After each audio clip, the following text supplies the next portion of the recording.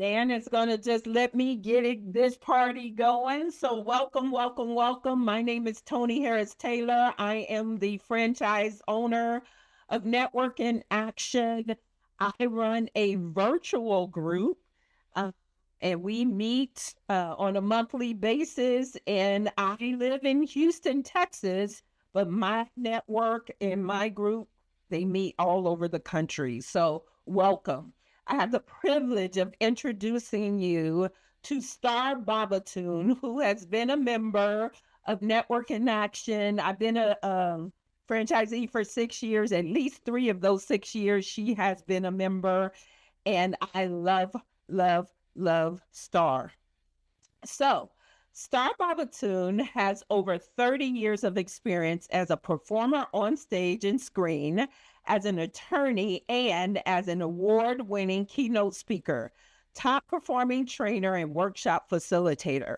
As a public speaking and communications expert, Star works with professional women in leadership and in business to sharpen their communication and performance skills so they can deliver compelling messages to amplify their influence and their impact. She works with men too, by the way. A certified consultant in AI, Star is dedicated to using cutting edge technology to advance communication skills and empower professionals to increase their effectiveness. The rest of this is like la la la. She has been she is one of the best buds to Les Brown, who actually trained her. But I got to tell you about Star. Star is my best friend. We met across a crowded digital screen similar to this.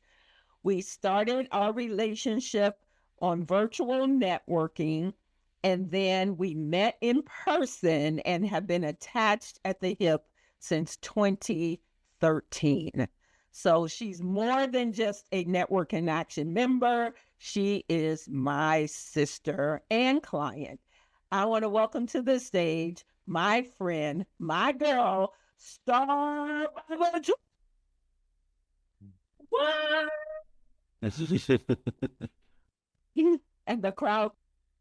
And the crowd goes wow. Thank you so much, Tony. I appreciate that. Hey, boys and girls, ladies and gentlemen, got a question for you. Well, see, here's the deal. I want you to think about a sales conversation that you had recently that didn't go exactly as you wanted it to go, right? Nothing dramatic happened, nothing, traumatic, just a sales conversation that stalled. I want you to think about that. And my question for you is, what went wrong? What went wrong? What caused it to stall? And where did it stall? Beginning, middle, end? When you brought up the price, where did it stall? Put that in the chat for me. I just want to know. Think of a sales conversation you've had recently, didn't go the way you hoped, kind of went sideways. What happened? So it was the price, the time commitment. Yes. When did it go wrong? At what point? Unsigned contract for 3 months. How frustrating is that? Anything else? Anything else? Come on, play with me. Oh, my anxiety took over, and most of it was I can relate to that. Price, it fell apart at the signing. Okay. All right. So I'm getting a good idea. I'm getting a good idea of what went wrong, when it went wrong. Okay. All right. They're saying that a person chose to maintain the status quo. They're like, can you send me your info? All right, all right. So I see all of that. Now, what I know is that in all of these conversations, it wasn't your expertise. It wasn't your ability. It wasn't your product or your services, right? It was none of that.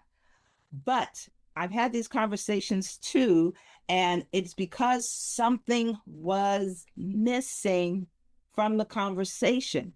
You know what? There was a time that I was up for a paid speaking engagement, right? My name had been shared by someone who saw me speak somewhere at another event. And so when the organizer reached out to me She's very upfront. She's very clear. She's like, yeah, I've already spoken to two other person. You're actually the third person. The other two are pretty strong, but because you were referred, I said that I would give you the opportunity. And so I wanted to make sure I talked with you. Talk about letting me know exactly where I ranked. You see what I'm saying? She's like, don't get your hopes up because you are not my first choice. That's all right. And you know what? She probably didn't say it that way, but that's the way I remember it, Daniel. That's the way I remember it. So I was her third choice. So we get on the call. And like a typical sales call, she spends the first part of it telling me about the event, the audience, what she's hoping for, what mattered. And I listened. Then she asked me my favorite question. My favorite question, y'all. My favorite question is, so tell me about you and what you do. Evil maniacal laugh right there. So in that moment, I knew I had a choice. Now I could do what most people do. I could start listing my accolades and all the beautiful things you do, my credentials. I could have done that. Where I've spoken, who I've spoken to, where I've trained, all the reasons why I was qualified. I could have gone there, people, but I didn't. Instead, I told her a story, my signature story.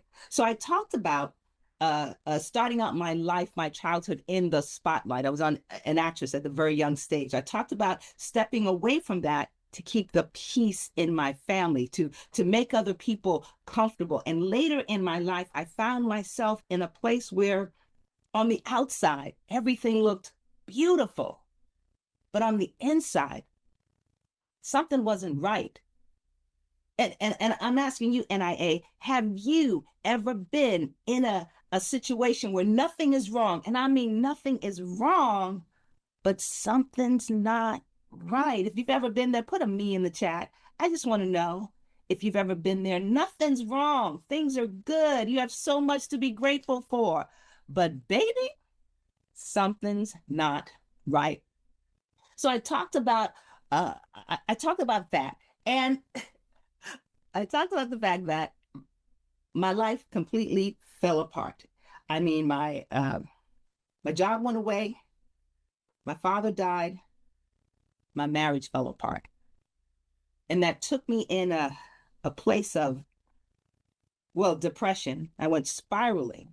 But then I went to this motivational conference, right? And I'm watching these people on the stage and I'm remembering how much I love to be on the stage. And in that moment, I decided to come back to the stage to reclaim my voice and went on to tell her the things that I accomplished since then. And I let her know that this was why it was so important to me to help professionals communicate with impact and with influence, because I know what it is like to lose my voice. Boom. So now, as I'm telling her my story, and it was a longer story, as I'm telling her my story, she's doing all the recognition things, the feedback that we like, where they're she's nodding her head. She's going, yeah, I know. And then shaking her. She's just doing all the things. What she was doing was seeing herself in what I was saying. And when I finished tell me who you are, what you do. When I finished, there was no long pause. There was no hesitation. She said, yeah, so I'd like to offer you the opportunity. And of course I accepted. Da, da, da, da, da, da. Excellent. All right. And so just like that, boys and girls, that conversation turned into a client. Now, I know she asked the other people the same thing. The people she talked to before me that she liked more than me, I know she asked them the same question. Tell me about who you are, what you do. And I know what they did. They started listing. I've spoken here, I've spoken there. They started listing their accolades. I don't know, but I bet that that's what they did. And those are all important things. But here's what I know for sure, that conversation did not convert because I was the first choice. It wasn't because I was the smartest. No, that conversation shifted because I did something that the other people didn't do. So here's what you need to know. I'm trying to get my slides up. So here's what I know. Here's what I know. Sales conversations don't break down because people lack experience. They break down because something's missing from the conversation. Now, I need you to tell me, what might I be talking about? What might be missing from the conversation? Put in the chat for me. Put in the chat what's missing from the conversation. Connection, yes. Rapport, yes. Personal touch, yes. Yes, relating, yes. And you know what it all boils down to, ladies and gentlemen? It all boils down to a story, right? All of that you're talking about, emotional connection, heart level, listening, relating, connection, it's all in the story. And that is why that's our topic for today. We are talking about sell with story, harnessing the power of story to drive sales. Woo! That is what we're talking about today. And as you know, I'm a communications and presentation coach. I work with professionals, men and women, to enhance their communication skills so they can increase their impact and their influence. Now, here is my list of accolades. They're right here. You could see them. 10 years acting on stage and screen, 10 years as a litigation attorney, 15 years as an award-winning international speaker and trainer, trained by Les Brown, #1 trainer in the national training company. Those are all my accomplishments, but that's not what I told her. And the mistake most people make on their calls is they make this list, they take this list and they just start speaking this list. But what I did instead is I took all of those elements, put them in a story.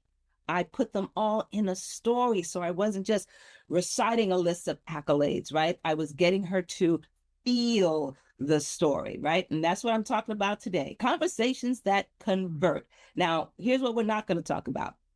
We're not going to talk about scripts. We're not going to talk about pressure tactics. We're not going to talk about performance, but we are going to talk about why conversations stall. Why? What's going on? That is what we're going to talk about. So the first reason that sales conversations stall that I want to talk to you about is that the conversation stays external, right? You're talking about yourself. You're talking about your services. You're talking about your background, but you're not inviting the listener, the prospect, into the conversation, right? It's all about you. And so they're sitting back and they're listening politely, but there's no connection. They're not involved. And then the second issue is that there's no emotional context, right? The facts are shared, but nothing helps the other person say, well, how does that relate to me, right? What's that got to do with me? My grandma used to say all the time, what it mean to me? That's what she used to say, with a cigarette in one hand and a whiskey in the other. Anyway, love grandma, but seriously, what it mean to me? That's what your audience wants to know. What does it mean to them? And we've got to give that emotional context. Another reason why the calls don't land is because there's no internal shift, right? We've got to have them shift from, that sounds interesting. We want them to shift to, wow, that's me. That's exactly me. This is relevant to me, to my life, to what I want. So these are the reasons why those conversations sometimes stall. Can anybody relate to any of that? Can you relate to, if you can relate to it, just put a me in the chat. I just want to know if you can relate to those reasons why stuff don't happen like we want stuff to happen. It just don't happen that way. Excellent. I appreciate that. Well, I keep this moving. All right. And in all of that, those three things that I talked about, did I talk about your lack of experience? Did I talk about your lack of expertise? I did not, because that's not even part of the conversation. It's not even part of the conversation, right?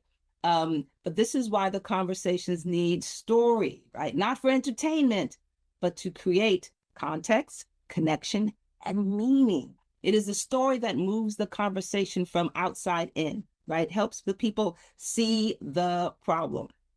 So what I am talking about to you today, today's focus is going to be right here. We're going to focus on three things. When I work with my clients, whether I'm working with them in my 6-month-long coaching program or I'm working with them on some precision coaching, like when they just I have an event coming up next week. I just need you to help me with that. And we just do some precision coaching. It always comes down to the 3 questions, right? The 3 things that I need to teach. And the first thing is, what makes a sales conversation land? What is it? And then it is, okay, so you're telling me to tell a story, Star. What story am I supposed to tell? Because I got some stories. How many of y'all got some stories? Y'all got 15, 6. Y'all got some. I know if you have lived over the age of 5, you have got some stories. Yes? So the question becomes, which story do I tell? What is the message that is going to move the conversation? And then the last thing we talk about is the flow. How do we structure it? How do we get the story flow that leads to yes? And that is what I'm going to talk about today. Yay. Because like I said, the sales conversation, the story that you're going to use is not here for entertainment purposes, right? It has a job to do. We're not telling a story just because we like to tell stories. That's not what this is all about. We need a story that moves the conversation forward. And look, it doesn't have to be the most detailed conversation. It doesn't have detailed story. It doesn't have to be the most impressive one. It doesn't have to be any of that, but it does have to be the one that moves it. All right, so let's just go ahead to the first part. What makes a sales conversation land? And I want to talk to you about 3 things that make it land. So I need you to put capture in the chat for me. Just put in the word capture, because that's the number 1 thing that we're going to talk about, right? Stories, capture, attention, right? And attention is so hard to get these days, especially the way we are all over the place. But story is what captures the attention. When a conversation includes context, right? There's context in the story. What I mean is, there is a situation, there is a shared problem, there is a familiar experience. People feel that. And guess what? You have got my attention. You know, people are only interested in themselves. Really, they are. So if you're telling a story that's something similar to what I'm going through, oh, I'm in your story, right? As opposed to you telling a story that has nothing to do with me, I'm going to be sitting out here, right? So we tell stories so that we can capture attention, so that people can recognize themselves. So without stories, our conversations are sort of accurate. They're good, but they're generic. Do you know what I'm saying? Excellent. So the next thing is convert. Put convert in connect in the chat for me. Put the word connect in the chat for me, because that is the next part. Stories create connection, right? Connection happens when anyone feels understood and seen. Let me ask you a question. Has anyone here ever been on a first date? Anybody on a first date? Raise your hand if you've ever been on a first date. Now, any of y'all married, you better have your hand. All right, so everyone here has been on a first date. When you go on a first date, and look, I'm not even talking about just the romantic kind of first date, because sometimes it's just a sister kind of first date. Remember, Tony? Remember our first date? Right? We had a date, and that's what she actually calls them. So on that first date, what do you generally do? What do you generally do, right? Do you generally talk about your resume? Anybody? Do you generally talk about all your accomplishments, where you went to school? Well, maybe you'll talk about where you went to school, but you don't start listing your accomplishments. You don't do that. You don't give them your resume. What you start doing, there you go. You ask tons of questions and you tell tons of stories. Y'all know you do it all the time. You tell stories. Have you ever known someone, like you didn't really know them, but you kind of knew them, and then you spent some time with them, you heard their story, and then you liked them a lot better? Anybody? Raise your hand if that's ever happened, right? You hear their story, you go, oh, they're not so bad. That's the power of story. It creates connection. Stories create connection. And when you've got that connection, it just makes all the difference, right? It gives an emotional context. And that's what keeps the people engaged, when we have that connection. That's why we tell stories. And the final reason we tell stories is so that we can have conversion, so that we can convert. Put convert in the chat for me. I just want to put it in there. Yes, David, we ask their story and we listen for connection points. That is exactly what we do.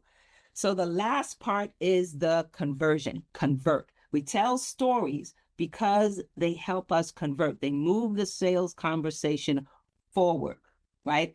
Decisions don't happen when someone simply understands the solution, when they just see the facts, when they just, oh, I see how that works. Is that where they're making a decision? No, baby, they're not making a decision. What they're making the decision because they have the connection, right? If they can see themselves in the outcome, if they can see themselves there, if they can imagine a different result for themselves, if you make it seem like this result that you have gotten for other people could actually work for me, there you go. That's the internal shift that we need. And studies show that when people are connected, specifically in story listening mode, they feel that affinity, they are more inclined to buy, and they don't care as much about the price. You have experienced that. You might buy something and you know you could get it cheaper somewhere else. You know you could get it cheaper somewhere else. But you're going to go to this particular store, you're going to talk to this particular person. Why? Because you got a good connection with them, because you feel a connection with them. It doesn't matter. I'm going to pay a little bit more. I'm going to pay a little bit more, but I'm going to have the experience that I want. Am I right? That's how it works.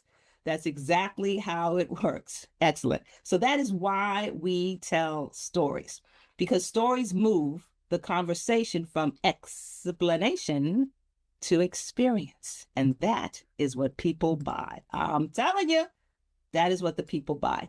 All right. So the next question that I get is, what is the message? What story should I tell?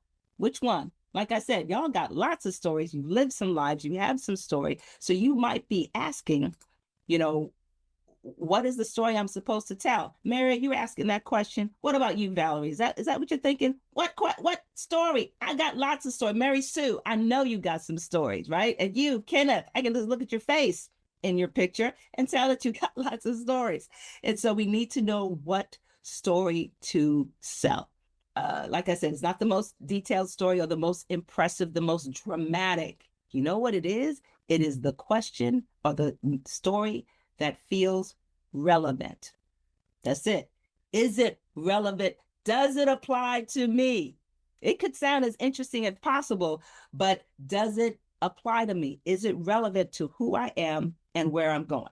So I got to admit, when I shared that conversation earlier, the story that I told in the beginning, one of the reasons that the message landed so well is because of relevance. See, I wasn't telling a random conversation or a random story or a random version of my story. I was talking to a woman who was hosting a woman's event that was focused on voice, visibility, and impact, right? I knew who she was who she was serving, what mattered to her, and what she cared about. So I chose my message, which was losing my voice, finding my voice, reclaiming the stage, and basically reclaiming my voice, my visibility, and my impact. That's pretty much what the story was about. My origin story is so that's my target audience anyway, and that is what my signature story points toward. And that is why it works so well, because the story was relevant to her and who she and her audience. That is it. So we've got to think about relevance, right? Relevance always starts with shared problems. When people hear something that mirrors their own experience, they stop listening politely and they start listening personally. This actually applies to me. And they felt seen. They feel heard. I'm telling you, when people feel seen, the conversation changes, right? And this applies across various industries. Let's say you were in real estate, yes? So the message that moves the conversation forward isn't going to be on how many houses you've sold. I mean, it's like nice information. It's not going to be on how long you've been in business. That's nice information, but that is not where it's going to get sold. You know where the story sells? It sells when you speak to stress, when you speak to uncertainty, right? When you talk about the fear of making the wrong decision, buying the wrong house, or when you talk about the overwhelm of navigating a process that feels unfamiliar, right? When you talk about those things, then the potential clients hears you articulating their concerns. It's like, you are reading my mind. Have you been in my diaries? That's exactly what they're thinking, and that's what you want them to think. Yes. Let's say that you were in health and wellness, right? Your credentials, they rarely care about your credentials and how you got here, but you know what they care about? They care about whether you recognize the frustration that they have been through. If you know what it's like to try and try and try a whole bunch of things that haven't worked, if you can express the exhaustion of starting over or the desire to just feel better without judgment or exposure, if your story reflects that lived experience, they are done for. They won't just hear your expertise, they will feel understood. And that is what relevance does, right? When your story reflects lived experiences, people don't just hear it, they feel understood. Yes, yes, yes. And so my question to you is, have you ever been in a conversation where you just felt heard, where you just felt seen, where the person just, they made you feel like you were a real person? Have you ever had a conversation like that? Put it in the chat. Put in chat if you've had that feeling where you're just seen, you just heard. We've all had it at some point, and we've also had the situations where we feel unseen, right? Where we feel unheard, where we feel ignored, disregarded, dismissed. Now think about this. Most of the people you're talking to have had all of these negative experiences I just talked about. They've been dismissed, they've been interrupted, they've been underestimated. They have felt all of those things. And you come in with a story that makes them feel heard and seen. So all of you said yes in here, so you know how good that feels. That's what you get to give to your prospects simply by telling a story. What? Yes, simply by telling a story. But wait a minute. What kind of story are we going to tell?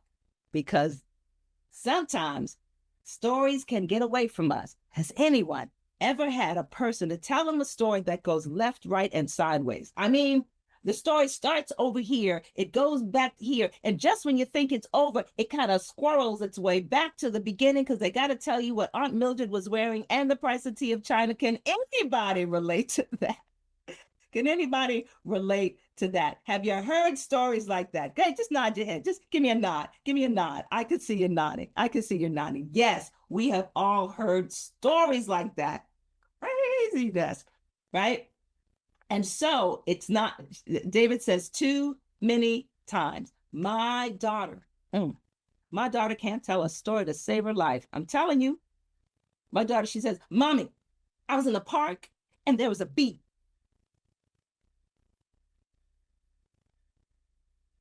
End of story. That's it. End of story. But you know what? I will listen to my baby's story. Oh, you're laughing, Stephanie.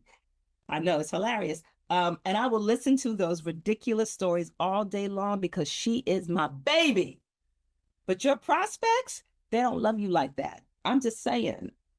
They don't love you like that. So they're not going to listen to these stories going all the time. So we have to figure out how we are going to frame the story. How are we going to make the story flow so that it flows to a yes and not to a I could never get those 5 minutes back, right? That's not what we want. All right, so how do we get it to flow? Here is the relevant story framework, okay?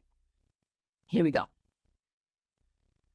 First part is, I've had the same problem. I've had the same problem you're having, or I know someone who had the same problem that you're having. And then I found a solution to that problem. I found a solution. And then I used that solution successfully on myself. It was fabulous. And then I used that solution successfully for others. And I believe that that solution can work for you. That's it. That's the framework. That's how you make the relevant story work. Yes, we can't just tell any old story. We got to tell a story that is I'm having some trouble today. You know, it's my first day of the new mouth. Relevant, right? We want to make it relevant. So there's the framework, right? And so I want to give you an example, and I'm going to talk about Denise. Yeah, we're going to talk about Denise. So Denise worked in corporate, right? Denise was very good at what she does. I mean, she is the come in early, stay late, got her head down, getting her work done, had the highest numbers in the organization, but she kept watching everybody else get promoted except her. The breaking point came where they brought someone in that she actually trained. And you know what happened. You know what happened. She trained that person, Valerie, and that person became her boss. Doesn't that just piss you off? she was livid. So she goes into the manager's office. And she's like, I don't know what's happening. I don't like this. You know, this is unfair, and I'm producing more than anyone else, and I'm not getting a promotion. What's happening here? Okay, so she was pretty upset. And her supervisor, the manager, looked at her and said something that changed everything. He said, you will never progress in this organization because you don't build relationships. I know Tony is going, yes.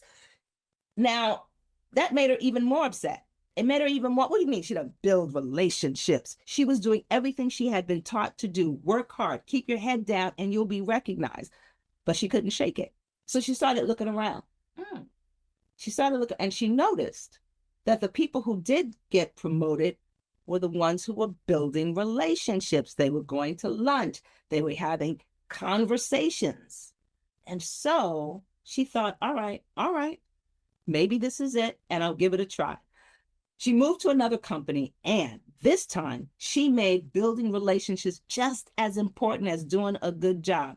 The results were immediately. She became like one of the superstars, right? She got multiple promotions, and people in the office started asking her, hey, can you help me? And she started mentoring other people, and other people were able to get the same results. And that's when she decided to start her own business. So helping professionals build the relationships that actually move their careers. Ta-da! That is Denise's story. That's the story that we worked on. That's the story that she shares, right? And she is getting the results because people are going, oh my gosh, that's her audience. People who are in corporate who feel stuck, they can relate to this. She is saying, hey, I was in corporate. I had the same problem. I felt stuck and frustrated despite doing a good job. She's saying, I found the solution. I realized that success was not output, it was relationships. And so I gave it a chance. I put it to work. And guess what? The solution worked for me. I used the solution for myself. But wait, then other people started asking for my advice. And so I used the solution for them, and they got good results. And that is why I believe that I can get those same results for you. Y'all see that? That's the story. That is the story. So here's what I want you to do right now. I want you to take out a pen or a keyboard, whatever you need, and I want you to start thinking about a couple things about this framework. Yes, just a little bit. I'd like you to just jot down some notes. What is the problem your ideal prospect is dealing with right now? What is the problem that they face? And possibly it is a problem that you face or a problem that your clients face. What is the problem, right? Think about that. you want to think about what is the solution to that problem? What is the solution that you maybe found that you've used yourself that works? What is the solution that you help them see, right? How have you used or lived this solution for yourself? How have you applied the solution that you discovered? And how have you helped others with it? Right? And always we're thinking about what is the outcome you want them to be able to see themselves in. That's why we have to know what is it that they want, because your story has to end with what they want, right? If they want to be able to have to build relationships and expand their careers, well, that's where the story has to end. Does that make sense?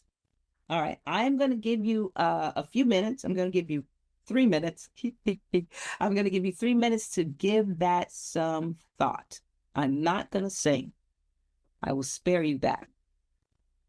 All right. All right. Let's bring it back. Let's bring it back. So, do me a favor and put in the chat that one problem. Just one thing. Just one thing. One problem your ideal client or prospect is dealing with. Just narrow it down to one problem. Put in the chat for me so we can just share that one problem. We're not going to do the whole framework. How to find a good fit to college and how to pay for it. Excellent. That's an easy problem. Ad hoc sales problem process. Okay. All right. One problem that your ideal prospect is dealing with. Right. The loss of time, or you said something about ready for tax season. That's craziness, but that's a problem, right? They don't have time to track income and expenses. Excellent. Women are not taking care of themselves with everyone else. And so the problem is that they're tired. And that's the problem that they're dealing with, that they know that they're dealing with. Struggling with Excel. I got it. The business environment doesn't reflect their brand story. Yes, these are good problems. These are good problems. So what we have to show is that we understand the problem, and that now, if you yourself haven't experienced the problem, you can tell a client story the same way, right? You can say, I had a client, or, one of my clients, her name is Pamela. Basically, her mother had the problem, right? Her mother needed financial help. And because dad died and she was in a crisis. And so she came and she had the problem, same problem other people have, right? She found a solution. She fixed things for her mother. She realized her mother is not the only one who had that problem. She used the same solution on herself. She used the same solution on others. And now it's in business. Same thing, right? So you don't have to actually have the personal problem yourself. You can talk about a client who has the problem. But excellent, excellent. Thank you so much. All right. So we're coming to the end. I'm just going to review this with you again. I had the same problem. I found a solution. I used the solution for myself. I used the solution for others. The solution can work for you. Or in Pamela's case, my mom had the same problem. I found a solution. I used the solution for my mom. I used the solution for others. And I can use the solution for you. Same. Good? Good. Give me a thumbs up if you got some good values here today. Give me a thumbs up. Excellent. So here are the 3 things we talked about. What makes a conversation land? What is the message that moves the conversation to yes? And, well, what is the story flow? So what is the message and how does it flow? That is what we talked about today. So here's what I need you to think about. I need you to think about 2 things you learned, 1 thing you're going to do differently. 2 things you learned, 1 thing you're going to do differently. Okay, write that down. 1 thing you learned, 2 things you learned, 1 thing you're going to do differently. You know what, Crystal? She's like, it was great to remind my brain of the things I want to get back around to doing. So this is very true. So we've learned this before. I have not shared anything new and different. I really haven't. But I may have told you some things that you don't remember, or I may have told you things in a different way. That's it. All right. So while you're doing that, I want to, if you've got some value from today and you said you got some value from today, I would like you to do something for me. Would you do something for me? Put your hand if you're willing to do a little something for me. Just a little something, Crystal. Thank you. Thank you. Just a little something for me. What I ask you to do is give me your feedback. So I'm sure you've been through Talkadot before. If you could scan that QR code, the code is talk, and give me some feedback. But wait. I'm not just asking for feedback. I've got some gifts for you within the feedback. When you finish giving me feedback, you are going to get one of my PDFs called 5 Strategies to Navigate Nervousness. Anybody here ever get a little nervous sometimes? Like a little bit. How many of us get a lot of, I saw that face, Stephanie. Some of us get a lot of nervous. A lot of nervous. And so this PDF is going to give you 5 strategies to navigate that nervousness. We're not going to get rid of it. I don't ever want to get rid of nervousness, but I would like it to be manageable. As one of my clients said, I'd like to speak without throwing up. You know, that's all we're asking for. That's all we're asking for. But that's not your only gift. Now, for some of you, what I shared here today is enough and you're good. But some of you, I want to maybe take this conversation a little further, right? I've given you the framework, but Star, I need a little help with that framework. So inside Talkadot also, you will have the opportunity to schedule a call with me. So if you go through the survey, when you finish the survey, you will have the PDF, and then you'll see the opportunity to schedule a call with me. And I would love to speak with you about what we talked about here today and any practical strategies I can share with you so that you can have more confidence with your sales conversations. Good? Excellent. I'll give you a few moments to do that. All right. We have a question. So while they are doing that, I'd like to give you a question. Yes, ma'am. So Dan-MBB says, as an accountant, I haven't had the same problem that my clients have had, messy books, for example. So how do you use this framework in a case like this? And is Dan still here? Dan, are you still here? He may not be, but go ahead and answer it for the... Well, it's the same thing I said in like with Pam. She did not have that problem, but her mom had the problem, right? So that's how she tells the story. And so it'd be the same thing for Dan. If I were working with Dan, I would ask how he got into this business. What was it? Because I know that was something happened. It may not have happened to him, but he may have seen it happen and it impacted him. That's where I would go, right? My dad had messy books, or my best friend was running a business and they had messy books and they were drowning in that. And so myself being an accountant, I thought, well, I can definitely help them. And I went in, had the conversation and found the problem. Basically a resistance to looking at the books, but I have the solution. I used the solution on that client and I decided to use that same solution on all my clients. And now we're doing well, and you can too. Does that make sense? Yeah. Even if you've never had the experience, you know someone who's had the experience. Is there another question? Yeah, Kenneth just added a comment there. If your books aren't messy, it's not because you didn't have the problem of messy books. It's just that you're efficient at solving it. You weren't born with excellent accounting skills. So I like that as well. Reason I've never had the problem is because I know what to do and how to handle it. Yeah. I don't see any other questions in the chat. Does anybody have a question? All right. If you don't have a question, tell me this. Tell me one thing that you got from our time together. Tell me something you learned, something you're going to do differently. Tell me that. Tell me one thing that you got from our conversation today. And if you got nothing from our conversation, lie to me. Scott in the chat says, tell more stories. Mary says, use the framework. Excellent. Excellent. Well, you know what? I will not belabor the point. I'm going to give you 9 minutes back of your life back. The story has a job to do. Excellent. Get back to my story. I know it works, but I've gotten away from it. I get it. Story has to end at the outcome your prospect desires. Yep. That's where it has to end so that they can go, oh, I can get there too. That is all very good. Very good. And so I I just will wanna- leave you. Well, let me say thank you to you for always giving us great energy, great content that we can use immediately. The next conversation you have, tell the story. So immediate. And this is the power of network in action. We're not your mamas, not your grandmama's networking group. We are all about helping you build your business. And I did put in chat, and it's on the Talkadot. If you know of other organizations Star can speak at, please refer her. That's the best gift you can give.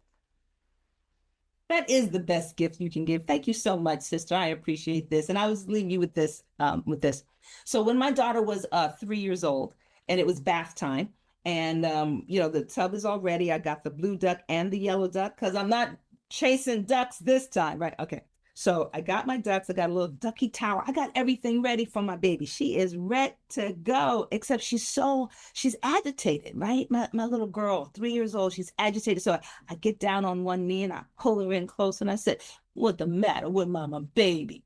All right. So I asked her what's going on. And she says, "Mommy, every day I have to take a bath. When does it end?" That's what my baby says to me. And I said, "Baby, it doesn't ever end. You can't think you can take a bath today and you're good for the rest of the month or the rest of the year. This is something you got to keep coming back to." And that is the same thing with the information you have learned here today, right? Mary can tell you, you can't just learn it here and think that it's going to always show up. This is something you have to keep coming back to. You have to be intentional when you're having your sales conversation, intentional about listening, intentional about sharing a story that's relevant to the prospect. It has to happen over and over and over again. My name is Star Bobatoon. I invite you to embrace your inner light and to be the star that you were born to be. Thank you for your time. Right on, Star. Thank you so much for being with us today. Thank you for always showing up. Thank you for bringing that energy. And thank you for the stories. This was fantastic. I do want to encourage all of you to come back on January 28th. I'm going to go ahead and share my screen here so we could go ahead and just take a quick look at the calendar. All right.